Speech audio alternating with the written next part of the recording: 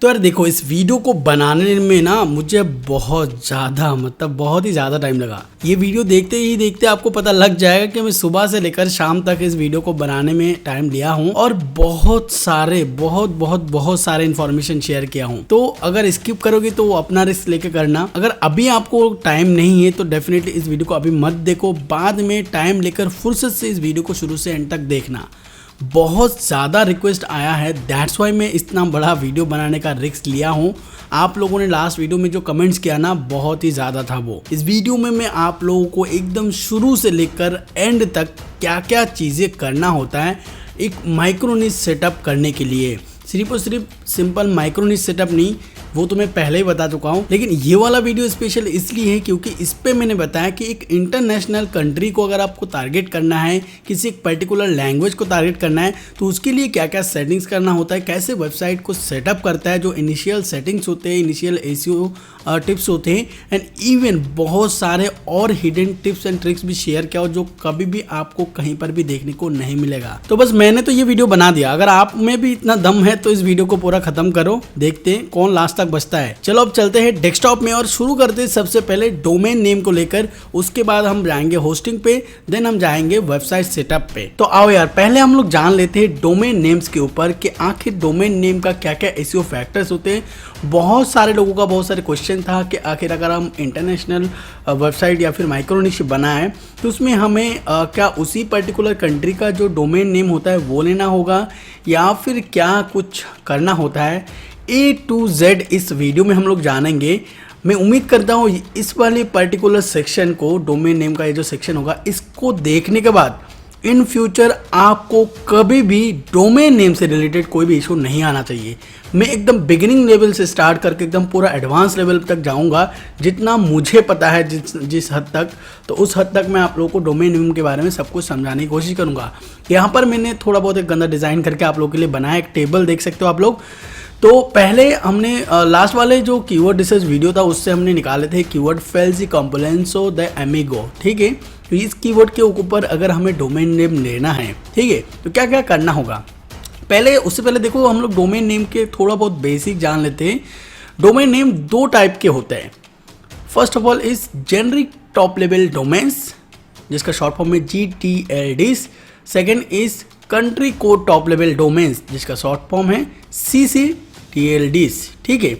अब इन दोनों में क्या क्या आता है, देखो यहाँ पर आपको लिस्ट दिखा होगा .com, .net, .info, .org, और ये क्लब से लेकर .fun तक ये होता है GTLD डोमेन नेम्स। और CCTLD डोमेन नेम के अंदर जितने भी देखो सारे 2 कैरेक्टर के डोमेन नेम्स है, ठीक है ये। अब इसके अंदर अंतर क्या होता है, देखो मेनली अंतर इतना कुछ नहीं है, दोनों में ही आप वेबसाइट बना सकते हो। मेन जो अंतर है वो है एक तो प्रोफेशनलिज्म, और दूसरा आपका ब्रांडिंग, और तीसरा आपको एसईओ में भी थोड़ा बहुत बेनिफिट करता है, ठीक है। प्रोफेशनलिज्म की बात करें तो देखो यार, आप कोई ब्रांड वगैरह कुछ भी ओपन कर रहे हो ना, तो .com इज सबसे परफेक्ट, देन आता है .net, फिर आता है .org, .info अभी के टाइम पे नहीं चलता इतना ज़्यादा, पहले बहुत ज़्यादा चलता था, ठीक है। ये सारे, ये जो मैंने ग्रीन कलर में बड़े बड़े करके रखा है, तो ये सारे मोस्ट यूज डोमेन नेम है, मतलब सबसे ज़्यादा यूज़ किए जाने वाला डोमेन नेम है। और .com क्योंकि भाई एक तरीके से एक ब्रांड बन चुका है कि हाँ भाई आपका अगर वेबसाइट है तो उसके बाद लगेगा .com डोमेन, ठीक है।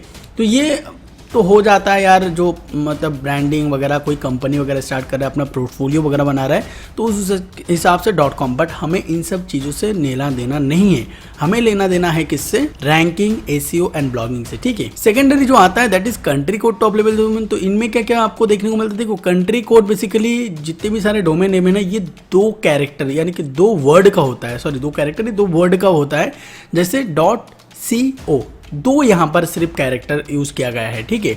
अब इन डोमेन को कैसे डिफाइन किया जाता है, देखिए हर जो वर्ल्ड में कंट्री है ना, उन सभी कंट्रीज का 2 कैरेक्टर 2 डिजिट का जो है एक नेम है, कोड नेम होता है। जैसे इंडिया का IN, पाकिस्तान का PK, बांग्लादेश का BD, तो ऐसे करके हर कंट्री का ना 2 कैरेक्टर वाला एक डिजिट होता है, कोड होता है।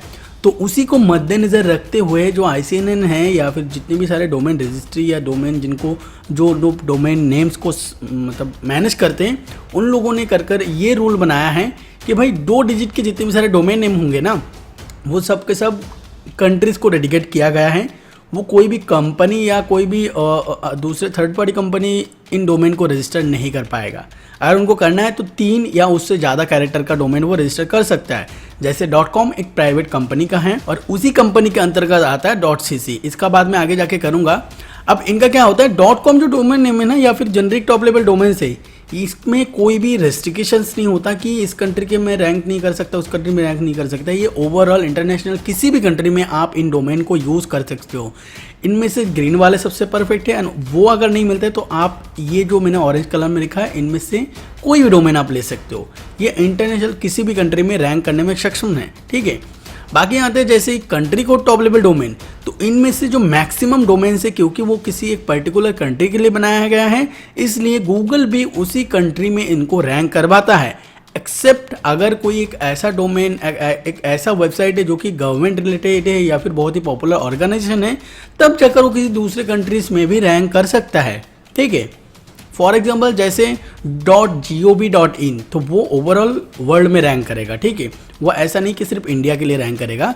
अब ये मेन डिफरेंस होता है एसईओ के अंदर। जितनी भी सारे आपको CCTLD डोमेन नेम्स मिलेंगे वो उसी पर्टिकुलर कंट्री के लिए रैंक करेगा। अब यहाँ पर सबसे बड़ा क्वेश्चन कि भाई अगर हमें माइक्रो निश करना है तो क्या हमें हमें कौन सा डोमेन चूज करना चाहिए, ठीक है। मान लो ब्राज़ील के लिए, जैसे हमारे पिछले वीडियो के एग्जाम्पल के हिसाब से हम लोग स्पेनिश जो लैंग्वेज है ना उस पर हम लोग वेबसाइट बनाने वाले थे, तो उस हिसाब से हमें कैसा डोमेन नेम लेना चाहिए। देखिए फेल्जी कॉम्पोनेंट्स और एमिगो, इस पे हम लोग देखेंगे कि .com डोमेन है या नहीं है। अगर नहीं होता है, क्योंकि देखो ये जो फेल्जी कॉम्पोनेंट्स एमिगो ये किसी एक पर्टिकुलर कंट्री का लैंग्वेज नहीं है, ये स्पेनिश लैंग्वेज है और ये बहुत सारे कंट्रीज में चलते हैं। स्पेन, कोलंबिया, चिली, पेरू वगैरह इन सभी कंट्रीज में स्पेनिश चलता है। तो हम लोग अगर .es डोमेन लेते हैं इस पर्टिकुलर टॉपिक के लिए तो वो फिर फालतू हो जाएगा, क्योंकि भाई .es सिर्फ स्पेन में रैंक करेगा, .co सिर्फ कोलंबिया में रैंक करेगा। तो इस हिसाब से हमें फिर कौन सा डोमेन एक्सटेंशन लेना चाहिए। तो देखिए उस हिसाब से अगर आप ये जो जेनरिक टॉप लेवल डोमेन है इनमें से किसी भी डोमेन पे जाते हैं तब आपको कोई भी दिक्कत नहीं है। .com में भी जा सकते हैं, .net पे भी जा सकते हैं, .pro, club, dev, app, site, biz, XYZ, top, fun, किसी में भी जा सकते हैं, ठीक है। तो क्या होता है कि आप उनमें चले गए, ये ओवरऑल सारे कंट्रीज में रैंक करेगा। स्पेनिश हमारा एक कंट्री के ऊपर बेस करके नहीं है, तो हमारा प्रॉब्लम यहाँ पर सॉल्व होता है। समझ में आया कैसे कौन से एक्सटेंशन लेने हैं कब। अब यहाँ पर बात करते हैं CCTLD का कुछ एक्स्ट्रा बेनिफिट सीक्रेट्स, ठीक है। जैसे कि मैंने बताया कि CCTLD डोमेन नेम सिर्फ उसी पर्टिकुलर कंट्रीज में रैंक करता है, यानी कि .in डोमेन इंडिया में ही रैंक करेगा, .id डोमेन इंडोनेशिया में ही रैंक करेगा। बट ऐसा नहीं है, कुछ ऐसे एक्सटेंशंस हैं जिनको किसी एक पर्टिकुलर कंट्री के अंदर सीमित नहीं किया गया है। इवन कुछ CCTLD domain names overall world rank करता है। For example .co, .cc, .io, .tv, .me, .gg, .to, .ly, ये जो मैंने इस कलर में मैंने डोमेन नेम, पता नहीं इस कलर का नाम नहीं आ रहा है, तो ये कलर मैंने जो डोमेन नेम रखा है ना, ये ओवरऑल ऑलमोस्ट सारे वर्ल्ड में रैंक करता है। इसमें वो जो CCTLD इसका मेन बैकड्रॉप वाला पॉइंट था ना, वो इनमें काम नहीं आता। क्यों पता है? क्योंकि देखो ये ऑर्गेनाइजेशन डिसाइड करता है। जो जैसे .in डोमेन जो है ना, वो हमारे इंडियन एक ऑर्गेनाइजेशन है, वो लोग मैनेज करते हैं। और अभी के टाइम पे ना ऑलमोस्ट सारे CCTLD डोमेन नेम ना वर्ल्ड में रैंक करना स्टार्ट कर चुका है, क्योंकि सारे लोग जान चुके हैं भाई, जो भी रजिस्ट्री है वो जान चुके हैं भाई सिर्फ इंडिया के लिए सीमित रखेंगे या फिर सिर्फ अपनी कंट्री के लिए सीमित रखेंगे, वो सही ढंग से काम नहीं करेगा, ठीक है। उनमें ज़्यादा लोग रजिस्टर नहीं करेगा। तो इसलिए मोस्टली जितने भी सारे CCTLD डोमेन नेम ओनर्स है ना, जो रजिस्ट्री हैं, वो लोग क्या कर रहे हैं, अब धीरे धीरे इनको प्रमोट करना स्टार्ट कर चुका है कि हाँ भाई हमारा डोमेन लो, ये पूरे ओवरऑल वर्ल्ड में भी रैंक करेगा, ठीक है। खैर वो सब अपडेट आते में बहुत देर हो जाएगा, मतलब बहुत टाइम लग जाएगा। लेकिन अगर हम बात करें, ये जो कुछ डोमेन एक्सटेंशन है ना, ये ओवरऑल वर्ल्ड में रैंक करता है और एकदम GTLD डोमेन नेम के हिसाब से ही बिहेव करता है। तो ये चीज आप लोग ध्यान में रखना, एक प्रो टिप था। अब देखो एक और टाइप का यहाँ पर आप लोग लिस्ट देख रहे होंगे। चलो .in इंडिया के लिए है, .bar ब्राजील के लिए, .id इंडिया इंडोनेशिया के लिए, .tr तुर्की के लिए। बट ये जो यहाँ पर देख रहे हो .co.in, .com.bar या फिर .co.id, ये सारे डोमेन नेम्स क्या है भाई? ये CCTLD डोमेन नेम्स का पार्ट 2 लिस्ट बोल सकते हो आप लोग, क्योंकि देखो एक कंट्री में एक ही डोमेन एक्सटेंशन नहीं होता है। जैसे हमारे इंडिया में .in है, .co.in है, .net.in है, .org.in है, .edu.in है, .gov.in है, ठीक है। तो इसी तरीके से बहुत सारे कंट्रीज़ ने बहुत तरह तरीके के एक्सटेंशन बना के रखे हैं अपने कंट्रीज़ के लिए, ताकि वो लोग इन डोमेन्स को as a domain extension use कर पाए अपने अपने रिक्वायरमेंट के हिसाब से, ठीक है। लेकिन ये जो .co या फिर .com या फिर net .org.in होता है ना, ये सारे डोमेन नेम्स हैं, इनमें CCTLD का जो मेन रूल है कि भाई इसी कंट्री में रैंक करेगा, ये रूल बखूबी से अप्लाई होता है। ये सारे एक्सटेंशन इंटरनेशनल के लिए बने ही नहीं होता है, एक्सपेक्ट सिर्फ एक डोमेन .co.uk। उन लोगों ने क्या किया, जो मतलब सेकेंड लिस्ट वाला जो एक्सटेंशन होते हैं, मतलब .co.uk, उनका .uk वाला भी डोमेन है, बट ये सारे ओवरऑल वर्ल्ड में रैंक करने के लिए कैपेबल है, ठीक है। बट बाकी इतने कुछ एक्सटेंशन नहीं है जो ओवरऑल कंट्री में रैंक करता है। तो ये मेन चीज़ है। अब सबसे बड़ा इंपॉर्टेंट क्वेश्चन आता है कि भाई हाँ भाई, हमें ये FLG कंपोनेंट्स एमिगा इसका जो है ना .com.br लेना है, यानी कि ब्राज़ील के लिए लेना है, बट ब्राज़ील के लिए या फिर ऐसा कोई फलाना ढिमकाना कीवर्ड है। तो यहाँ पर आप लोगों ने देखा होगा कि कोई भी कंट्री का, यानी कि मैं इंडिया में रहता हूँ और मुझे अगर पाकिस्तान का या फिर बांग्लादेश का डोमेन नेम लेना है ना, तो वो हम नहीं ले पाएंगे। जबकि अगर पाकिस्तान, बांग्लादेश या फिर तो नेपाल के लोग अगर चाहेंगे तो वो इंडिया .in के डोमेन नेम इजीली ले सकते हैं, उनको कोई भी वेरिफिकेशन की ज़रूरत नहीं पड़ेगा, नेम की वगैरह से कहीं से भी ले सकता है। बट प्रॉब्लम यही आ जाता है, जैसे हम सोचते हैं, हम इंडियंस, क्योंकि भाई हम लोग ही तो यहाँ पर है ब्लॉगिंग करने वाले, तो जैसे हम मान लो .com.br या फिर .br डोमेन लेना जाएंगे, तो वैसे ही हमें वेरिफिकेशन करना होगा अपने आइडेंटिटी प्रूफ से, क्योंकि उधर की जो रजिस्ट्री है ना, उन लोगों ने ये रूल सेट करके रखा है कि सिर्फ ब्राज़ील के ही लोग .br या .com.br ले सकते हैं, आउट ऑफ द कंट्रीज़ के लोग नहीं ले सकते हैं।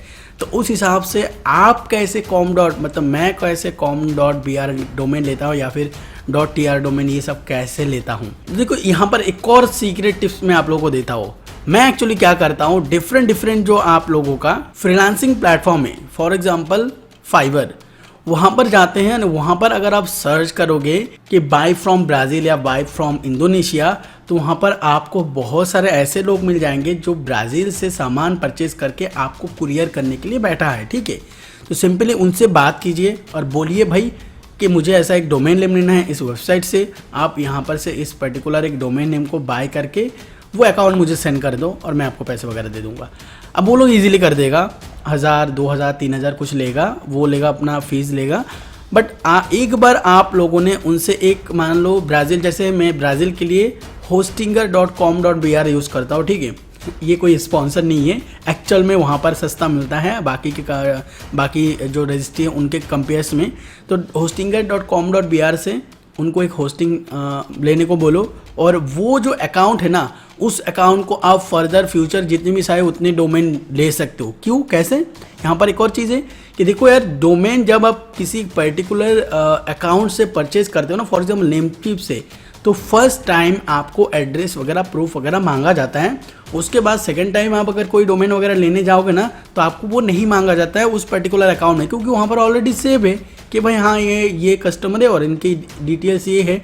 तो एक बार आपने वो कर लिए, उसके बाद आप अनलिमिटेड डोमेन लो। 1 साल के बाद हो सकते हैं ICNN वालों ने क्या कर दिया कि आपको नोटिस भेज दिया, आपका हुई इन्फॉर्मेशन फिर से थोड़ा अपडेट कीजिए। तो फिर से उस बंदे को कांटेक्ट करो और बोलो कि भाई डिटेल्स वगैरह यहाँ पर डाल दो, बस खत्म, ठीक है। तो इस तरीके से मैं लेता हूँ। अब यहाँ पर बोलो कि भाई मुझे हर कंट्री का रजिस्ट्री ढूंढना है, कैसे ढूंढेंगे? जैसे आपने बता दिया com.br, तो हम co.id या फिर com.tr या फिर रशिया का, फिलीपींस का, ये सब डोमेन लेना चाहते हैं। तो ये सब डोमेन नेम जो है कहाँ से लेना है? तो देखो सिंपल सा मेथड बताता हूँ। अगर मान लो जैसे नेमचीप में ऑलमोस्ट आपको सारे डोमेन मिलता है, crazydomains.in में भी कुछ डोमेन्स मिलता है, dyna.com पे जो है आपको बहुत सारे कुछ मिलता है, ATK डोमेन में भी मिलता है। तो ये सारे बहुत सारे पॉपुलर जो है डोमेन नेम रजिस्ट्री है। अब फिर भी अगर आपको कोई एक ऐसा एक्सटेंशन लेना है जिसका रजिस्ट्री आपको नहीं मिल रहा है, तो मैंने जो आप लोगों को टेक्निक बताया था, दैट इज़ क्या, VPN यूज़ करना है। मान लो हम लोग ब्राज़ील में रिसर्च करें, तो ब्राज़ील में हम लोग सिंपली क्या करेंगे, एक कोई सा भी कीवर्ड सर्च करेंगे तो वहाँ पर .com.br या फिर .br का बहुत सारे वेबसाइट आपको मिल जाएगा, ठीक है। अब उनको क्या करना है, उनको लाना है और whois में डालना है। whois.com पता है नहीं आपको तो बता देता हूँ, whois.com पे आप किसी भी डोमेन नेम डालोगे तो उनका अगर प्राइवेसी प्रोटेक्शन लगा हुआ है तो नहीं दिखाएगा, अगर नहीं लगा हुआ है तो जो उस डोमेन का ओनर है उसका डिटेल्स भी दिखाएगा और कहाँ पे रजिस्टर्ड हुआ है ये मैंडेटरी दिखाएगा ही दिखाएगा आप लोगों को। तो वहाँ से आपको इजीली पता चल जाएगा कि भाई कहाँ से ये बंदे ने डोमेन लिया है और मैं भी यहीं से डोमेन ले सकता हूँ, ठीक है। तो ये एक सिंपल सा एक ट्रिक है डोमेन नेम रजिस्ट्री ढूंढने का। अब आप लोग मेरे को पूछ सकते हो भाई ये सब बताने की क्या ज़रूरत है, ये हमें ऑलरेडी पता है। तो देखो माइक्रोनिश का जो सबसे पहला रूल है ना वो है EMD डोमेन नेम्स, यानी कि एग्जैक्ट मैच डोमेन्स। इससे क्या फ़ायदा मिलता है, जो एक पर्टिकुलर मान लो कीवर्ड है, देखो एक तो होता है branded keyword, informational keyword, navigational keyword और ट्रांजेक्शनल कीवर्ड, ये 4 कीवर्ड होता है कीवर्ड की कैटेगरी के अंदर। तो उस हिसाब से अगर हम लोग देखें कि एक कीवर्ड मान लो नॉर्मल सा कीवर्ड है हाउ टू रूट एंड्रॉइड, ठीक है, ये एक इंडिपेंडेंट कीवर्ड है, ना कोई ब्रांडेड कीवर्ड है, ये इंफॉर्मेशनल कीवर्ड और नेविगेशनल कीवर्ड है, ठीक है। अब क्या होता है, जैसे आप उस पर्टिकुलर कीवर्ड के ऊपर एक .com या .in डोमेन लोगे तो एक तरीके से गूगल के पास ये सिग्नल जाता है कि हाँ भाई इस पर्टिकुलर कीवर्ड के ऊपर आपने डोमेन नेम लिया है, ये एक तरीके से आपका ब्रांडिंग बन गया कि हाँ भाई ये कीवर्ड आपके अंदर आ जाए।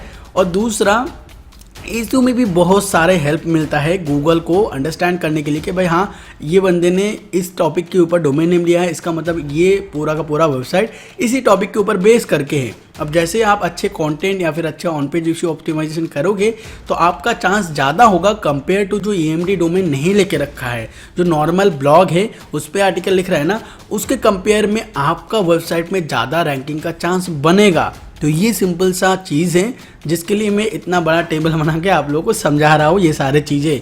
आई थिंक डोमेन नेम के ऊपर अभी आपको कोई भी इशू नहीं है। अब यार देखो एक और चीज़ मैं बोलना भूल गया था, दैट इज के होस्टिंग। बहुत सारे लोगों का ये क्वेश्चन रहता है कि भाई होस्टिंग कहाँ से ले, क्या हम अगर ब्राज़ील पे काम करें तो ब्राज़ील से होस्टिंग लेना सही रहेगा या फिर तो इंडोनेशिया में खास करें तो इंडोनेशिया का जो सर्वर होगा वो लेना सही रहेगा। तो ये देखो यार यहाँ पर ये इस क्वेश्चन का आंसर बहुत ही सिंपल है, सर्वर। हाँ यार देखो थोड़ा सा बेनिफिट होता है, अगर आप इंडिया में एक वेबसाइट बना रहे हो जो इंडिया में रैंक करेगा तो अगर इंडिया में सर्वर होगा इंडियन लोगों के लिए वो ज़्यादा जल्दी डिलीवर कर पाएगा कंपेयर टू अगर USA में होता है सर्वर तो USA में इसे डेटा आते आते जो पिंग होता है ना वो थोड़ा बहुत बढ़ जाता है, बट इस पर इतना भी ज़्यादा फर्क नहीं पड़ता है।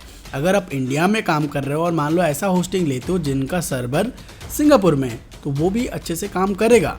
तो ओवरऑल ऐसा कोई मैंडेटरी नहीं है कि अगर आप ब्राज़ील में काम करो तो ब्राज़ील का ही सर्वर लेना पड़ेगा, उसके आसपास जो भी अगर कंट्री में सर्वर मिल रहा है तो वहाँ का ले सकते हो। अब अगर पूछो कि भाई कौन सा होस्टिंग लेना है, माइक्रोनिश के लिए कौन सा होस्टिंग बेस्ट रहता है, तो देखो माइक्रोनिश में ना बेसिकली इतना ज़्यादा पावरफुल होस्टिंग की ज़रूरत नहीं होता है, ठीक है। हाँ अगर आपके माइक्रोनिश में बहुत ज़्यादा ट्रैफिक आता है तब जाकर उधर थोड़ा बहुत अच्छा होस्टिंग लेना ज़रूरी होता है, क्योंकि यार देखो एक तो यहाँ पर एक ही पेज रहता है, 2-4 इमेजेस रहता है तो कितना ही होगा।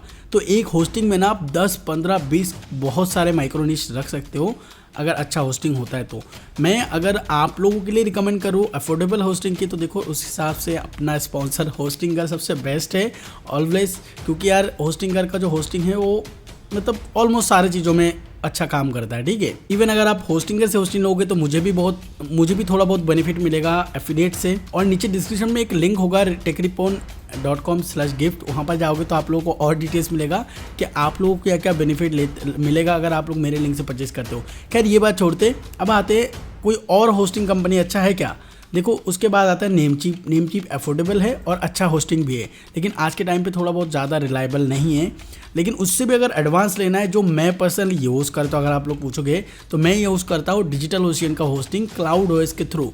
CloudOS बेसिकली कोई होस्टिंग कंपनी नहीं है, वो अलग अलग जो बड़े बड़े क्लाउड सिस्टम होते हैं उनको ऑप्टिमाइज़ करते हैं और करके सेल करता है। जैसे डिजिटल ओशियन का अगर क्लाउड होस्टिंग या फिर तो गूगल क्लाउड का क्लाउड होस्टिंग अगर मैं लेने जाऊँगा ना तो वहाँ पर डायरेक्टली वर्डप्रेस को यूज़ करने में बहुत सारी दिक्कतें आएंगी, बहुत सारे इश्यूज़ आएंगे, क्योंकि वो सारे एप्लीकेशंस वगैरह डिफरेंट प्लेटफॉर्म के लिए बने होते हैं। और उनमें सिर्फ वर्डप्रेस इंस्टॉल करके उसे चलाना बहुत डिफिकल्ट हो जाता है। और अगर आपको क्लाउड होस्टिंग के बारे में ज़्यादा नॉलेज नहीं तो आप उसको ऑप्टिमाइज भी नहीं कर पाएंगे। इस हिसाब से अगर आप क्लाउड ओएस जो प्लेटफॉर्म है उसको यूज करते हो ना, तो उसी के थ्रू आप गूगल होस्टिंग, AWS, वल्चर, लाइनोड या फिर डिजिटल ओशन किसी भी बड़े क्लाउड सर्वर का आप सर्वर ले सकते। क्लाउड ओएस क्या करेगा, उस होस्टिंग को ऑप्टिमाइज करके वर्डप्रेस के लिए या फिर किसी भी कस्टम वेबसाइट के लिए बिल्कुल ऑप्टिमाइज करके दे देगा और बदले में कुछ एक्स्ट्रा फीस चार्ज करेगा। तो क्लाउड ओएस मेरे लिए बेस्ट है। मेरे पास बहुत सारे सर्वर है क्लाउड ओएस का, तो आप लोग भी ये चेकआउट कर सकते हो। अब दोस्तों हमने यहाँ पर वर्डप्रेस को इंस्टॉल कर लिया है अपने एक डेमो वेबसाइट में। डोमेन नेम है ripon.cc। ये वेबसाइट तैयार हो जाने के बाद आप इस वेबसाइट में जाकर देख सकते हो। कुछ दिन के लिए ये सारे डिजाइन कंटेंट वगैरह रहेगा। एक डेमो वेबसाइट होगा तो बाद में जाकर हो सकता है कि ये पूरा का पूरा कंटेंट उड़ जाए, ठीक है। तो नया वर्डप्रेस इसने हमने इंस्टॉल किया। अब इसमें हम लोग बहुत सारे मॉडिफिकेशन करेंगे, बहुत सारे इन द सेंस के बहुत सारे, ठीक है। मैं यहाँ पर कुछ भी स्किप नहीं करूंगा। मैं अपने हिसाब से जैसे माइक्रो निश को सेटअप करता हूँ ना, बिल्कुल वैसे का वैसे करूंगा, ठीक है। तो पहले शुरुआत करने से ही क्या होता है, मैं कुछ पोस्ट वगैरह जो डिफॉल्ट होता है वर्डप्रेस इंस्टॉल करने के साथ ही साथ उनको मैं पहले तो रिमूव कर लेता हूँ। जैसे ये वाला पोस्ट है और फिर पेजेस सेक्शन में भी होता है, इसको भी रिमूव करूंगा। प्राइवेसी पॉलिसी पेज को रहने दूंगा क्योंकि बाद में जाकर ये भी काम आएगा। नाउ बात करते हैं प्लगइन्स और थीम्स की। देखो थीम्स के बारे में ना मैं यहाँ पर आपको दो चीज़ बता देता हूँ। पहला थीम जो मैं यूज़ करता हूँ रॉकेट प्रेस, गॉडेक्स थीम की तरफ से आता है। 500 रुपये में ये इसका प्रीमियम वर्जन मिल जाता है। तो एक तो ये वाला थीम है जो एकदम मस्त फिट रहता है एक माइक्रो निश कंसेप्ट के लिए, ठीक है। तो आपको एक ऐसा थीम लेना है जो बहुत ही लाइटवेट हो, बहुत ही कस्टमाइजेबल हो, मतलब कस्टमाइज में बहुत सारा किया जा सकता है। फॉर एग्जांपल जैसे ये हेडिंग होगा, इसको हाइड किया जा सकता है। इवन ये ब्रेड कैम, ये सारे बहुत कुछ हाइड किया जा सकता है। इस टाइप का अगर आपको कोई थीम मिलता है तो डेफिनेटली उसको भी चेक कीजिएगा। सेकेंड जो मेरा प्रेफरेंस है दैट इज जेनेरेट प्रेस, ठीक है। ये भी बहुत ही तगड़े लेवल का थीम है और इसको भी मैं बहुत ही हद तक यूज़ करता हूँ। अब ये दोनों थीम अगर आपके पास हो ना तो आप किसी भी टाइप के वेबसाइट बना सकते हो अगर आपके पास थोड़ा बहुत भी कोडिंग का नॉलेज होगा। कोडिंग बोले तो CSS वगैरह का, ठीक है। तो दोनों में से कोई सा भी थीम आप उठा सकते हो। फिलहाल के लिए मैं इस वेबसाइट में दिखाने वाला हूँ जेनेरेट प्रेस। तो पहले हम जेनेरेट प्रेस को इंस्टॉल कर लेते हैं। और हाँ, यहाँ पर मैं बता देता हूँ कि देखो यार, आप में से बहुत सारे लोग अफोर्ड नहीं कर पाओगे तो देख लेना, कहीं कुछ जुगाड़ कर लेना या फिर फ्री का ही यूज़ कर लेना। बट नल थीम बिल्कुल भी यूज़ मत करना। मैं ये वार्निंग देता हूँ आप लोगों को। बहुत सारे लोग बर्बाद हुए, अपनी वेबसाइट को बर्बाद करते हुए देखे नल थीम्स एंड प्लगइन्स के बारे में। तो आप तो ये बिल्कुल भी मत करना, ठीक है। जितना हो सके इन सब चीज़ों से बच के रहना। हो सके तो कोई 400-500 से थीम लेना। सिर्फ नल ही नहीं, जो GPL वाले होते हैं ना वो भी हरामी होते हैं, ठीक है। या तो प्रीमियम यूज़ करो या तो बिल्कुल जो वर्डप्रेस एक्सप्लोरर में फ्री मिलता है वो यूज़ करो। उसके अलावा और कुछ भी यूज़ मत करना, ठीक है। अपना साइड, क्योंकि आपके साइड का L लग सकता है। जेनेरेट प्रेस इंस्टॉल कर लिया है मेरा अपना थीम। वेबसाइट को अगर देखें तो अभी के टाइम पे ऐसा दिख रहा है। ना बात करते हैं प्लगइन्स की। देखो बहुत सारे प्लगइन्स की रिक्वायरमेंट होता है। कोई भी वेबसाइट बनाते हो ना तो सबसे पहले तो यार अपने कंपटीटर्स को देखो कि वो किस तरीके से अपनी वेबसाइट को डिज़ाइन किया है और उससे बेटर डिज़ाइन आप कैसे कर सकते हो। देखो आप लोग यकीन नहीं करोगे बट ये एक बहुत ही एक प्रो लेवल का टिप है जो आई थिंक कोई भी आपको देगा नहीं, बिल्कुल भी बताएगा नहीं। लेकिन ये चीज़ मैंने पर्सनली एक्सपीरियंस किया है कि देखो गूगल के पास हज़ारों वेबसाइट मौजूद है, ठीक है। उनके पास ढेर सारे ऑप्शन हैं जिनको रैंक करवाना है। आपका वेबसाइट क्यों रैंक करवाएगा? तो वैसे तो गूगल पे रैंक करने के लिए 500 से भी ज़्यादा गूगल के रैंकिंग सिग्नल्स है, लेकिन उनमें से एक बहुत ही इंपॉर्टेंट सिग्नल है दैट इज़ स्ट्रक्चर। अगर आप अपने वेबसाइट का एक यूनिक स्ट्रक्चर देते हैं ना तो उससे भी रैंकिंग बूस्ट होता है। और ये हाल ही में बहुत बार प्रूफ हुआ है मेरे साथ, क्योंकि कॉपी नाम का जो चीज़ है वो सिर्फ कंटेंट पे अप्लाई नहीं होता है, वो वेबसाइट के डिज़ाइन, लुक, यूज़र एक्सपीरियंस और ओवरऑल जो लेआउट होता है, जो स्ट्रक्चर होता है उसके ऊपर भी बखूबी से अप्लाई होता है। तो ये चीज़ ध्यान में रखना जब भी आप कोई एक वेबसाइट क्रिएट कर रहे हो और उस पर्टिकुलर टॉपिक पे जितने भी सारे वेबसाइट ऑलरेडी बना हुआ है उनका स्ट्रक्चर देखो कैसा है, क्या है। मे बी वो कोई थीम यूज़ कर रहा है, मे बी वो कस्टम वेबसाइट है।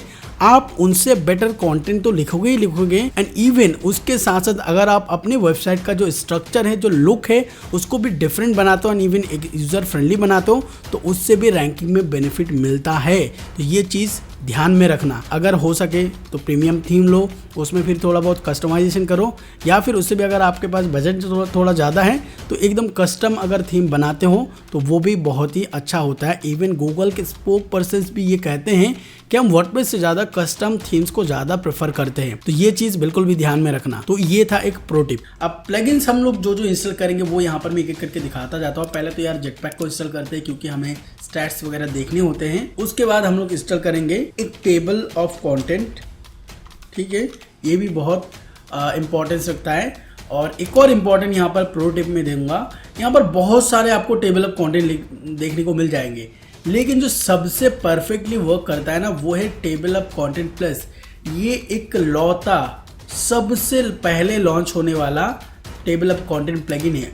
और mainly table of content use करने का मकसद होता है हमें गूगल पे एसईओ के मतलब थोड़ा बहुत एसईओ बेनिफिट लाना, ठीक है। जैसे गूगल पे अगर कोई भी चीज़ अगर आप सर्च करोगे यहाँ पर, जैसे ये हैप्पी कोर्स हमने सर्च किया तो यहाँ पर देखो ये जो आ रहा है ना सर्च रिजल्ट, और उसके बाद ये जो क्विक लिंक्स आ रहे हैं ना, इसी की वजह से हम लोग टेबल ऑफ कंटेंट यूज़ करते हैं। और ये सिर्फ और सिर्फ पॉसिबल होता है कुछ ही गिने चुने प्लगइन्स के थ्रू, जिसके अंदर ये भी आता है, ठीक है। उसके बाद रैंक मैथ या फिर यूएस एसईओ कोई भी आपका फेवरेट प्लगइन हो तो वो यूज करो। तीसरा चीज, अगर रैंक मैथ या फिर यूएस एसईओ कोई भी ले रहे हो ना, तो एक बार वो प्लगइन का नाम लिखो और उसके बाद FAQ लगा दो, ठीक है। देन आपको एक ऐसा प्लगइन मिलेगा, Rank Math FAQ block to according, ठीक है। इसको भी इंस्टॉल कर लो।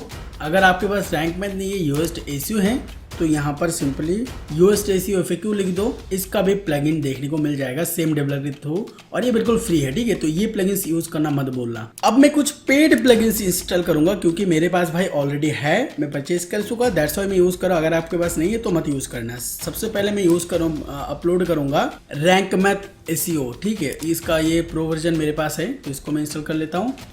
अगेन एक और प्लगइन मुझे इंस्टॉल करना है, दैट इज GP प्रीमियम, यानी कि जेनेटप्रेस को अगर प्रीमियम में कन्वर्ट करना होता है तो GP प्रीमियम नाम का एक प्लगइन आता है इन्हीं की तरफ से, उसको इंस्टॉल करने से ये प्रीमियम बन जाता है। इसको भी कर लेते हैं इंस्टॉल। तो दैट्स इज, हमें जितने जितने प्लगइन्स चाहिए थे ऑलमोस्ट सारे इंस्टॉल हो चुका है। आगे जाकर अगर हमें कोई प्लगइन की ज़रूरत पड़ता है तो डेफिनेटली इंस्टॉल करेंगे। सबसे पहले क्या है ना, हम लोग वेबसाइट को थोड़ा बहुत रेडी करते हैं, ठीक है। तो उसके लिए मैं GP प्रीमियम एक्टिवेट करूँगा और यहाँ पर क्विकली मैं सेटिंग्स वगैरह को इंपोर्ट कर लूँगा, बिकॉज बहुत ज़्यादा टाइम लग जाएगा अगर मैं शुरू से इसको डिज़ाइन करने लग जाऊँगा तो। दैट्स इट, GP प्रीमियम हमारा यहाँ पर बन गया है, यहाँ पर रेडी हो चुका है और पूरा थीम एक्टिवेट भी हो चुका है। अब इसका मैं क्या करता हूँ, आप लोग देखना, ये वेबसाइट है हमारा, ये मैंने सेटिंग्स को यहाँ से सिलेक्ट कर लिया है। जैसे मैं इंपोर्ट करूँगा और फिर कस्टमाइज में जाके जैसे ही CSS वगैरह को पेस्ट करूँगा, तो अब यहाँ पर देखो हमारा जो पूरा का पूरा वेबसाइट है ना, उसका थोड़ा बहुत यहाँ पर लुक चेंज होगा। इसका लुक और भी चेंज होगा आगे जाकर, जैसे हम इसको और थोड़ा बहुत कस्टमाइज करेंगे। फाइनल ये जो वेबसाइट हम बना रहे हैं, इसका डिज़ाइन आपको भी चाहिए ना, तो मैं इसके नीचे डिस्क्रिप्शन में लिंक दे दूंगा। जितने भी सारे CSS फाइल वगैरह जो भी मैंने यहाँ पर इम्पोर्ट किया है क्विक सेटिंग के लिए, जेनेटप्रेस के लिए, तो ये डिज़ाइन भी अगर आपको चाहिए तो डिस्क्रिप्शन में लिंक होगा, वहाँ पर जाइए, वहाँ पे आपको मिल जाएगा। मैं देने की कोशिश करूँगा। नाउ क्योंकि हम लोग इस पर्टिकुलर वेबसाइट को ना इंटरनेशनल कंट्री के लिए टारगेट कर रहे हैं, तो हमें कुछ सेटिंग्स करने होंगे। देखो यहाँ पर जब बात आती है ना इंटरनेशनल ब्लॉगिंग की, तो दो तरीके से इंटरनेशनल ब्लॉगिंग होता है। एक, अगर आप किसी एक पर्टिकुलर लैंग्वेज को टारगेट करके ना वेबसाइट बना रहे हो, ठीक है। मान लो जैसे कि हम लोग यहाँ पर बना रहे हैं, स्पेनिश का बनाने वाला है, तो स्पेनिश क्योंकि मल्टीपल कंट्री में चलता है, तो लैंग्वेज वाइज अगर हम स्पेनिश की बात करें ना, तो उसके लिए आपको कुछ भी करने की ज़रूरत नहीं है, बस कोई प्लगइन वगैरह की ज़रूरत नहीं है। लेकिन एक और मेथड होता है, दैट इज मल्टी लैंग्वेज, यानी कि फुल्ली इंटरनेशनल। आप वहाँ पर स्पेनिश, पोर्तुगीज, इंडोनेशियन, तुर्की, Arabic, Russian, even English, multiple अगर लैंग्वेजेस को आप टारगेट करना चाहते हैं तो उसके लिए एक अलग मेथड होता है। वो चीज़ अगर आप लोगों को जानना है ना, तो आप नीचे कमेंट बॉक्स में बताओ, मैं उसके ऊपर भी वीडियो बनाऊंगा। फिलहाल के लिए हम लोग पहले वाले इंटरनेशनल सेक्शन में काम करेंगे, दैट इज़ कि हमारा एक ही मेन चीज़ है, एक ही मेन नीश है जो कि स्पेनिश में है, तो उसको हम कैसे टारगेट करेंगे, ठीक है। उससे पहले आपको ये चीज़ समझना पड़ेगा कि ये चीज़ें काम कैसे करती है। मतलब आई एम श्योर कि 99% लोगों को इसके बारे में कोई आइडिया भी नहीं होगा कि इंटरनेशनल कंट्रीज़ में या फिर इंटरनेशनल लैंग्वेज को कैसे टारगेट किया जा सकता है सिंपली, ठीक है। एक तो आप यहाँ पर से व्यू पेज सोच कीजिए और यहाँ पर HTML में देखिए, जो HTML लैंग है ना वो ENUS है, यानी कि हमारा जो कंटेंट भले ही हम अरबिक में लिखें लेकिन ये यहाँ पर जो ENUS है ना ये नहीं जाएगा। और गूगल का बॉट सामने से क्राउल नहीं करता है, गूगल का बॉट पीछे से यहाँ पर HTML सोर्स के थ्रू इनका जो डेटा होता है ना वही कॉपी करता है, वही क्राउल करता है, ठीक है। तो इस चीज़ को चेंज करना बहुत ही इम्पॉर्टेंट है, हार्प लैंग बोलते हैं इसको। और इसको चेंज करने के लिए ना ही कोई प्लगइन आपको मिलेगा, और आपको अगर वर्डप्रेस पे करना है तो भाई कोडिंग वगैरह की बहुत झमेला रहेगा। लेकिन यहाँ पर सिंपल सा टेक्निक है। वो टेक्निक क्या है, आपको सबसे पहले जाना होगा सेटिंग्स पे और उसके बाद जाना होगा जनरल पे, ठीक है। और यहाँ पे आप लोगों को मिल जाएंगे साइट लैंग्वेज, यहाँ से आपको सिलेक्ट करना होगा स्पेनिश। तो यहाँ पर मैं स्पेनिश सर्च कर लेता हूँ, जी ऐसे नहीं मिल रहा है। स्पेनिश का मेन लैंग्वेज का नेम है स्पेनोला, ES से शुरू होता है, जैसे देख सकते हो यहाँ पर आ गया स्पेनोला दे कोस्टा रिका, इक्वाडोर, कोलंबिया। मतलब स्पेनिश जो लैंग्वेज है ना वो इतने सारे कंट्रीज में चलते हैं, ठीक है, इतने सारे, और अलग अलग कंट्रीज के थोड़ा बहुत अलग अलग लैंग्वेज होता है, ठीक है। तो हम लोग सिंपली यहाँ से देखते हो सिर्फ स्पेनोल है, तो इसको हम लोग सिलेक्ट करेंगे और सिंपली सेव चेंजेस में क्लिक कर देंगे, ठीक है। और भाई लोग जैसे ही चेंज करेंगे ना तो यहाँ पर सब उलट पुलट हो जाएगा। देखो यहाँ पर डैशबोर्ड की जगह क्या आ गया, पोस्ट की जगह क्या आ गया। तो अब यहाँ पर दिक्कत होने वाला है कि भाई ये तो चलो हमने लैंग्वेज सिलेक्ट कर लिया, अब ये इसका क्या करें। इसका सोल्यूशन मैं बता रहा हूँ, लेकिन पहले बात हम लोग ये चीज़ देख लेते हैं जो हमारा मेन काम था वो बना है या नहीं। तो यहाँ पर सिंपल इसको सर्च करेंगे और जैसे ही करेंगे ना देखो यहाँ पर स्पेनिश आ गया, पहले इंग्लिश था, तो ये गूगल डिटेक्ट कर लिया ऑलरेडी कि हाँ भाई ये जो पेज है ना ये बेसिकली स्पेनिश में लिखा हुआ है, ठीक है। दैट्स वाई गूगल यहाँ पर इंडिकेट कर रहा है कि आप इसको इंग्लिश में ट्रांसलेट करो। ये क्यों हो रहा है, जैसे हम पेज व्यू सोर्स में क्लिक करेंगे तो यहाँ पर देख सकते हो HTML लैंग आ गया, क्या ES जो होता है ना, ये जो है ना 2 डिजिट का कोड होता है जिसको बोला जाता है लैंग्वेज कोड, ठीक है। अब ये यहाँ पर देखो ओल्ड वाले में हमारा क्या था, ENUS, EN हमारा लैंग्वेज कोड और US हमारा कंट्री कोड, यानी कि ENUS का मतलब होता है क्या, इंग्लिश USA का। उसी हिसाब से इंग्लिश IN भी होता है, यानी कि इंडियन इंग्लिश भी होता है, ठीक है। और उसी हिसाब से देखा जाए तो अभी हमारा लैंग्वेज सिर्फ सिलेक्टेड है ES, यानी कि स्पेनिश लैंग्वेज में। अब यहाँ पर हमने कोई भी कंट्री डिसाइड नहीं किया। जैसे हम इधर से ना, इधर स्पेनोला से ना, जैसे स्पेनोला इधर है, स्पेनोला दे कोलंबिया जैसे सिलेक्ट करेंगे ना इधर, और इसको अपग्रेड करेंगे ना, अपग्रेड बोलो तो सॉरी अपडेट, सिंपली इसको करते हैं व्यू पेज सोर्स। और यहाँ पर देखो ES को आ गया, को फॉर कोलंबिया, ES पहले था हमारा क्या, सिर्फ ES, और अभी ES कोलंबिया आ गया, ठीक है ना। इसका मतलब ये जो इंडिकेट कर रहा है ये कोलंबिया के लिए इंडिकेट कर रहा है, बट हमें नहीं चाहिए भाई, हमें चाहिए पूरा का पूरा जितने भी सारे स्पेनिश लैंग्वेज जहाँ जहाँ पे बोला जाता है ना, हमें वो ऑल कंट्रीज चाहिए। दैट्स वाई हम लोग सिर्फ स्पेनोल सिलेक्ट करेंगे और सेव चेंजेस पे क्लिक करके हम लोग अपने साइट को स्पेनिश लैंग्वेज में सेट कर देंगे। ये सबसे इम्पॉर्टेंट चीज़ है, किसी भी वेबसाइट को एक पर्टिकुलर कंट्री या फिर पर्टिकुलर लैंग्वेज को टारगेट करना, ठीक है दोस्तों, समझ में आ गया। नाउ एक और इशू यहाँ पर जो आया था, दैट इज भाई हमें तो स्पेनिश नहीं आता, हम लोग ये कैसे कर रहे हैं इसको। इसके लिए सिंपल सा सॉल्यूशन है, सिंपली ये यूज़र वाला जो आइकन है ना, इधर से आपको एकदम नीचे वाला जो ऑप्शन है इसको सिलेक्ट करना होगा। और जैसे सिलेक्ट करो यहाँ पर देखो इधर भी लैंग्वेज का एक आइकन मिलेगा, इधर से सिंपली आपको इंग्लिश यूनाइटेड स्टेट पे सिलेक्ट कर देना है और आपका डैशबोर्ड इंग्लिश में। अब फिर से हम लोग देखते हैं कि कहीं यहाँ पर तो चेंजेस नहीं हो गया। जी नहीं, बिल्कुल होगा नहीं, यहाँ पर ESC दिखाएगा। इसका मतलब ये हुआ कि हम जो फ्रंट एंड है वो हम लोग स्पेनिश रख रहे हैं, लेकिन बैक एंड के लिए हम लोग इंग्लिश रख रहे हैं, क्योंकि भाई हमें स्पेनिश नहीं आता, ठीक है। तो ये इंपॉर्टेंट सेटिंग था जो कि आप लोगों को करना होगा। नेक्स्ट जो सेटिंग है दैट इज परमालिंक, ये ऑब्वियसली करना ही होता है। तो परमालिंक को हमने यहाँ पर सेट कर दिया और इन सारे पेजेस को मैं क्लोज कर देता हूँ, क्योंकि ये सारे कुछ भी हमें नहीं चाहिए। नाउ बारी आती है माइक्रोनिश सेटअप का, कि कैसे माइक्रोनिश को सेटअप करते, ठीक है। यहाँ पर सिंपली हम लोग जाएंगे पेजेस में और यहाँ पर हम लोग एक पेज ऐड करेंगे दैट इज होम। होम नाम से हम पेज ऐड करेंगे। और जैसे कि मैं आप लोगों को बोल रहा था कि देखो यार, एक फीचर आप लोगों को चाहिए होगा माइक्रोनिश में, जिसमें कंटेंट का टाइटल, यहाँ पर मैं पहले इसको पब्लिश करके आप लोगों को दिखा देता हूँ, ठीक है, तो आप लोगों को ज़्यादा बेटर समझ में आएगा।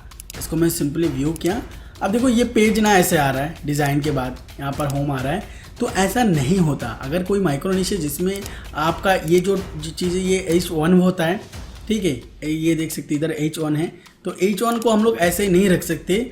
हम यहाँ पे जो भी टाइटल देंगे ना वो तो बस ऐसे ही दे देंगे, इसको हमें हाइड करना होगा। और वो हम कैसे कर सकते हैं, जो थीम दो मैंने बताया, एक तो जनरेट प्रेस और दूसरा आपका रॉकेट प्रेस, इन दोनों में ये चीज़ इनबिल्ड आता है, जहाँ पर आप कंटेंट टाइटल, हेडर, फुटर कुछ भी हाइड करना हो ना वो हाइड कर सकते हो टोटली, ठीक है। थीम के सामने वो दिखेगा ही नहीं। बाकी थीम में करने जाओगे ना तो इसका लिए आपको अलग से प्लगइन जो है वो इंस्टॉल करना पड़ेगा, बट वो सब क्यों करना भाई, हमारे पास ऑप्शन इधर है मौजूद। और ये ना बहुत ज़्यादा मैटर करता है, याद रखना। तो ये हमने हाइड कर दिया। अब देखो हमारा पेज में कुछ भी नहीं दिख रहा है, ठीक है, कुछ भी नहीं दिख रहा है, देख सकते हो आप लोग, कुछ भी नहीं दिख रहा है, अरे कोई दिक्कत नहीं। अब हम लोग यहाँ पर क्या करेंगे, सिंपली जाएंगे सेटिंग में, रीडिंग सेक्शन में, ठीक है। यहाँ पर ये देखो योर होम पेज डिस्प्ले, यहाँ से सिंपली इसको होम सिलेक्ट कर देंगे, क्योंकि हमारा जो मेन डोमेन नेम रहेगा EMD, उसी को हमें तो रैंक करवाना है, ताकि हमारा मेन डोमेन में जैसे ही आए ऐसे ही यहाँ पर आ जाए, राइट।